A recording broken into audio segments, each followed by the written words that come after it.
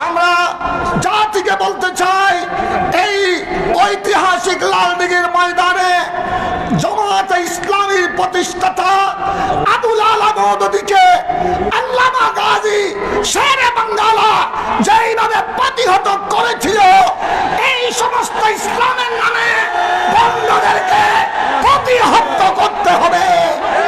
আর আলিয়ার জমিন থেকে শাহে আমানতের মাজারে পাকের সামনে নিয়ে গাউসুল আজম মাইজভান্ডারির জমিন থেকে কুতুবুল আউলিয়া সৈয়দ আহমদ শাহ শ্রীকুঠির পদদলিতের জন্য এই জমিন থেকে আমরা বাংলার জনগণকে জানিয়ে দিতে চাই, ইসলামের নামে কোন পৌঁছাবাজি চলবে না, নবী ওলির সামনে কোন বেয়াদবি চলতে দেয়া হবে না।